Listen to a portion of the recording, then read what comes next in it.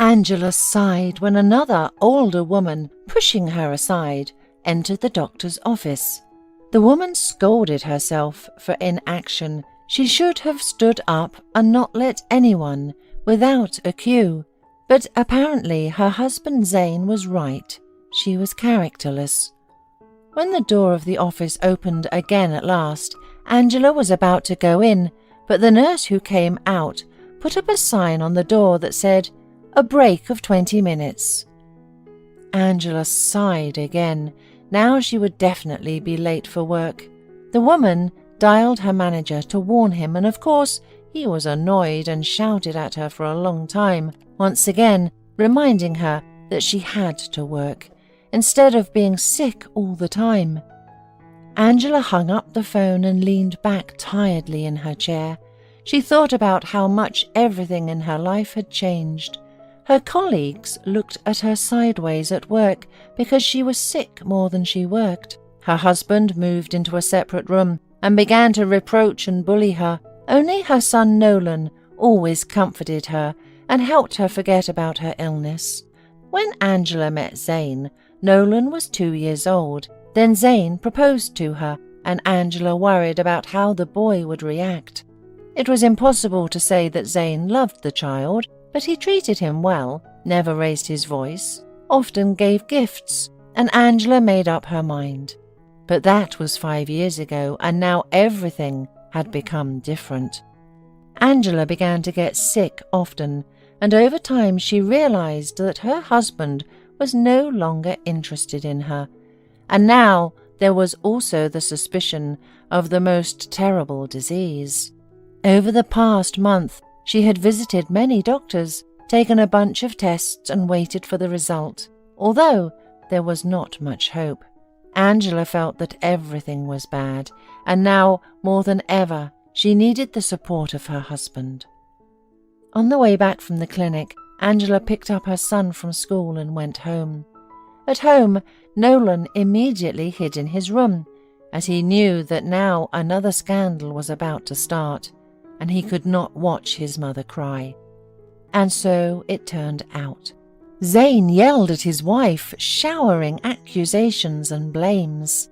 "I'm so fed up with all this. I want a normal wife, not one who smells of medicine and is constantly ill."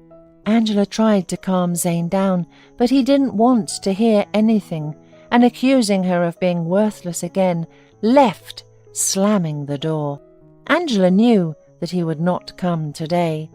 It seemed to her that her husband had already had another woman, and he deliberately arranged these scandals to leave the house more often, while she really needed his support right now. The next day, Angela could not stand it and called Zane to ask if he was coming home today. In an almost pleading voice, she tried to explain to her husband how much she needed him now, but she ran into a wall of indifference and rudeness. "Angela, stop whining. It's disgusting to listen to you. I've been thinking a lot, and I realized that I really don't need your problems. Solve them yourself," Zane said sharply and hung up. Angela cried again. After work, Angela went to the hospital to find out the results of her examination. Her fears were confirmed. The doctor told her about the long treatment period, maybe a year or more, but he was not sure if she would ever recover. "You and your family will need courage and patience over the next year, and believe in my experience. A successful result of treatment depends a lot on the support of your family," the doctor said sympathetically, looking at his sad patient. Angela left the clinic, almost unbearable to see anything in front of her because of the tears. She was faced with a dilemma and did not know what to do now.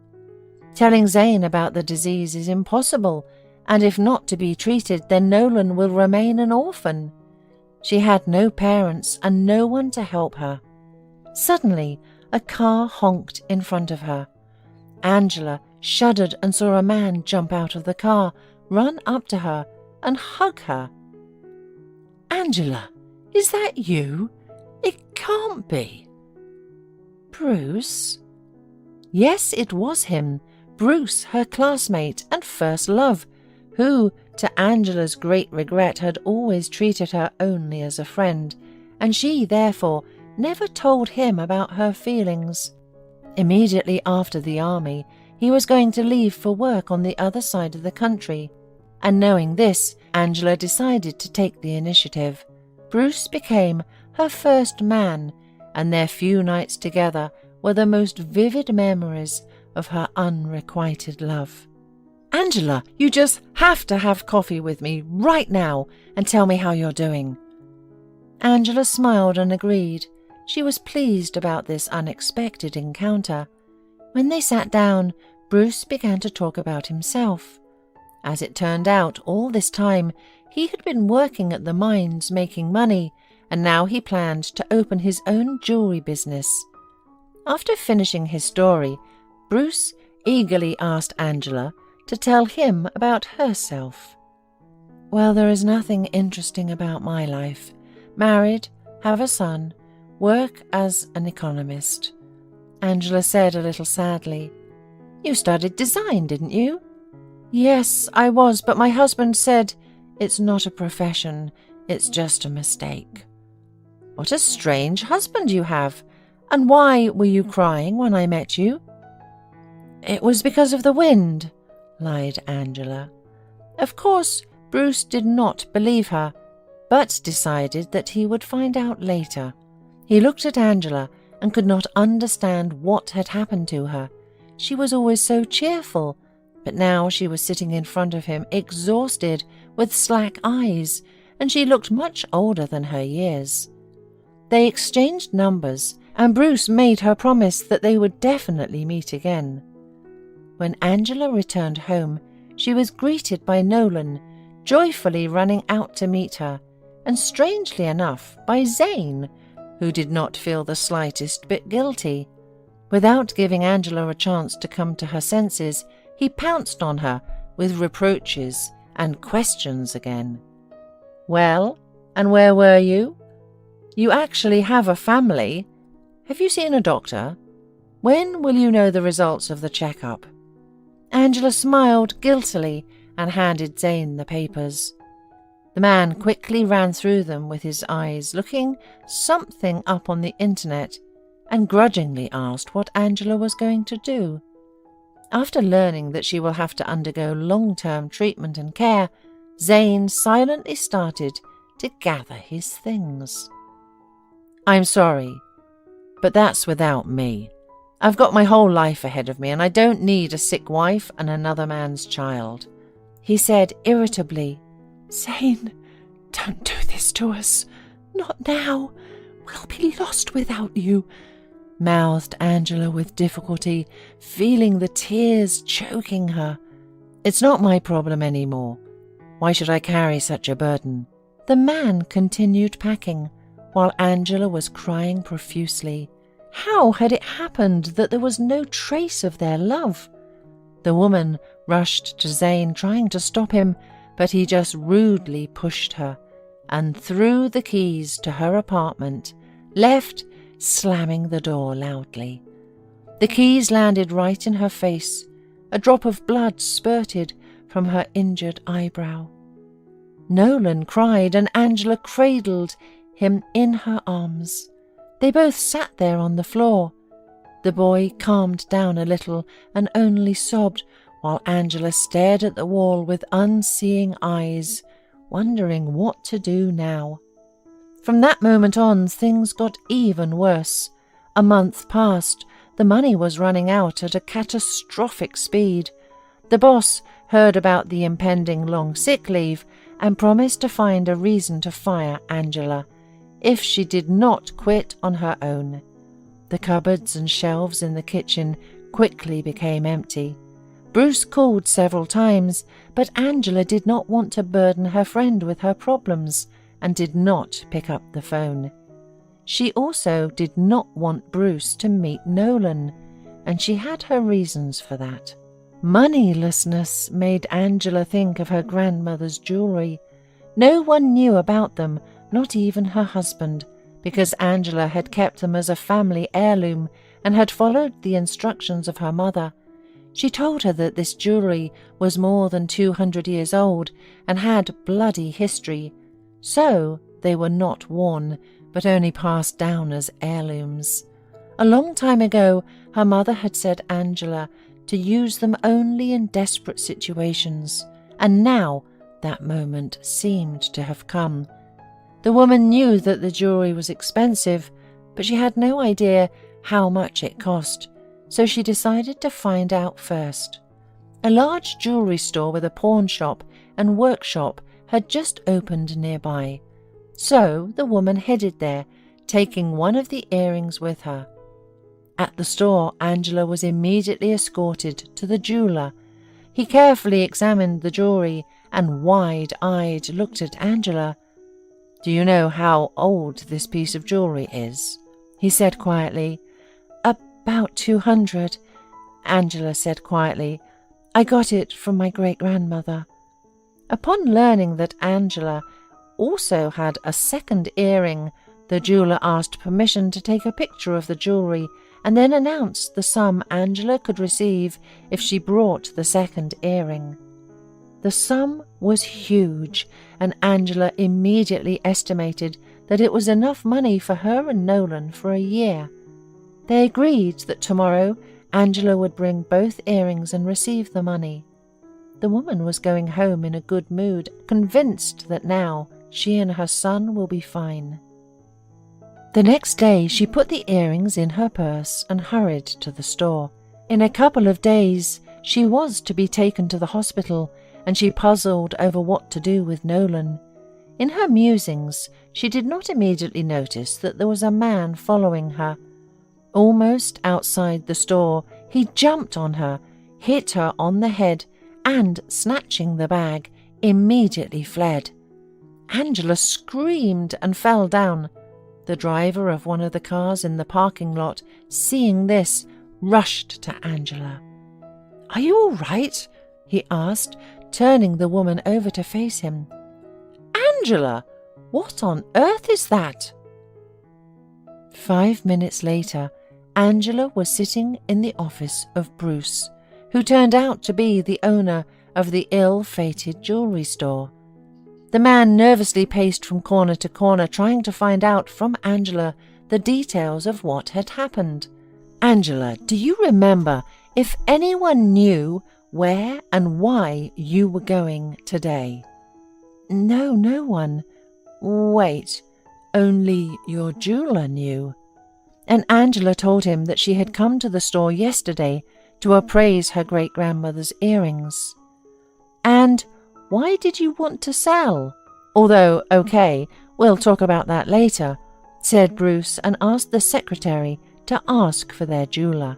But when the man heard that he had taken the day off yesterday, just after Angela left, he understood everything. The man ordered his driver to take Angela home and told her to stay home, not to go anywhere, and not to open the door to anyone. He promised he would come in the evening to talk about everything. Angela stayed at home with her son. Nolan could see that his mother was thinking about something and crying all the time, but he did not ask her about anything. Unexpectedly, the doorbell rang. Nolan ran to open it, but Angela abruptly stopped him, cautiously went to the door, and peered through the peephole. It was Bruce, and next to him a man in uniform. She sighed in relief and opened the door. Bruce went inside, looked around the hallway, and noticed that nothing had changed during those 8 years. "Angela, you need to give a testimony. The jeweller was found. Your earrings, too. You can pick them up a little later." "Bruce, thank you. We can't do without them now," Angela said, wiping away her tears. Bruce noted anxiously that Angela was crying again. The woman went into the room with the investigator, and Bruce, seeing Nolan, smiled and went with him into the kitchen. The boy smiled back and showed the man where they had tea and sugar. My mum doesn't let me turn on the stove, even though I know how. So you're on your own, or my mum will be crying again." "Does she cry a lot?" "Yeah, especially after Zane left us. That's Mom's husband." Bruce frowned and asked why the boy did not call Zane Daddy. "Because he's not my daddy. My dad's a good man. That's what my mom used to say. But he's gone far away. I know that if he were here, he'd be sure to punch Zane for calling me a burden and other bad words." Bruce almost dropped his mug. Now he was sure that something terrible was going on in Angela's life, and the desire to clarify everything became even stronger. After a glance at the empty shelves and learning from Nolan that his mother was always sick and they had no money at all, Bruce picked up the boy and they went to the grocery stores. When they returned, Angela met them in the hallway. "What's this?" the woman asked confusedly, nodding at the bags of food. "Did you decide not only to starve yourself, but also the child? Why didn't you tell me anything? And why didn't you pick up the phone?" Angela was silent and then went to cook dinner. When they all finished eating and Nolan went to bed, Bruce poured a coffee for himself and Angela, and sitting across from her, demanded to tell him everything at last. And Angela told him everything, how she had met Zane, how she had fallen ill, and about betrayal. She did not hide the fact that she had run out of money, and that soon she would have to go to the hospital, and the child had no one to leave her with. She had no relatives or friends left. Her husband had banished all of them. The words flowed out of her in a torrent, and when she'd finished her confession, Bruce was quiet for a while. Then, in a tone that would not accept objection, he ordered Angela to pack her things and move with Nolan to his place, at least for the period of treatment. Bruce had a large house and a housekeeper who could look after the boy when he himself would be at work. Angela wanted to protest, but when she saw how serious Bruce was, she suddenly couldn't stop herself and hugged him. "Thank you. Everything is so easy when you're around." Bruce's consciousness clouded over. He hugged Angela and thought about how he had always loved her, even though Angela had always treated him as a friend. All these years he remembered their nights and could not understand why she had given him such a gift. He had never mentioned his feelings, knowing that it was unnecessary because they were just friends. When Angela went to the hospital, Bruce tried to entertain Nolan, who missed his mother. One weekend they went to the water park and the boy was absolutely delighted. They were having a riot in the water, like little kids, and when Bruce noticed an unusual spot on Nolan's shoulder that looked like a birthmark. "What have you got there, Nolan?" "Oh, it's a birthmark. Mom says it's just like Daddy's." Bruce felt himself getting covered in icy sweat. "And how old are you?" After hearing that the boy was 8 years old, Bruce wondered, and then decided that he was going to have a serious talk with Angela today. When Bruce entered the ward, Angela immediately asked him about Nolan. "He'll visit you later, Angela. We need to talk about what happened almost 9 years ago," he muttered glumly. "When were you going to tell me everything?" "Never. You didn't love me, so I took a piece of you, and I wasn't going to impose on you." "What a fool you are," exclaimed Bruce. "It was you who didn't see how much I loved you." Angela looked stunned at Bruce and finally realized how wrong they both were. "I think we're both fools," she said, and cried with happiness. The company where Zane worked was doing poorly, and this had a big impact on the salaries of all their employees. But the job situation in the city was difficult, and there was simply no point in looking for a new one. And yesterday, the employees were told that the company had been bought, and a meeting was scheduled today to introduce the new owner. Few people were happy about this turn of events. People did not expect anything good from the woman in an executive role. Most of all, they feared that she would fire all of them. And now Zane was sitting in the buzzing hall, waiting for the meeting and thinking about his own life again. The uncertainty was exhausting and frightening him, but on top of that, his girlfriend Melanie once again rolled him a scandal. The woman was out of her mind with envy that her friend's husband had brought her a car, and she, the unfortunate one, had nothing from Zane. He and Melanie had been together for 3 years, but he remembered Angela more and more often and thought that perhaps he had been too hasty. He had never done his own laundry and cooking during marriage with Angela. Unlike her, Melanie constantly refused to do the housework, excusing herself with fatigue. Yet he lived much better with Angela. Thinking about his ex-wife, Zane thought that she most likely passed away long ago, and her son had probably been taken to an orphanage.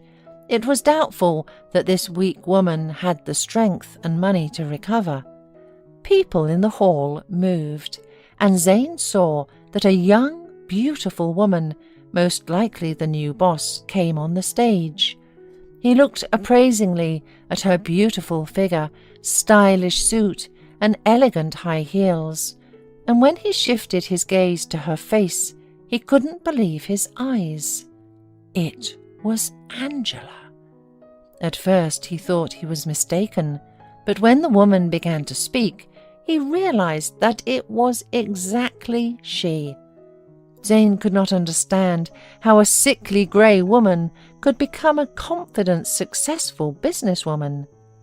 Zane did not listen carefully to what Angela was saying, but he saw that people were asking her questions, and she was answering them confidently. After the meeting, he heard from another colleague that they were satisfied with the new management and people had hope for better times. Zane couldn't believe all those words about his ex-wife. He went outside for a smoke and saw Angela, having said goodbye to her chief engineer, heading for the big white jeep. He called out to her, "Zane, are you still working here? I thought you became a big boss in a company somewhere." "And you've gotten spiteful, Angela." "And why should I be nice to you?" replied his ex-wife, smiling.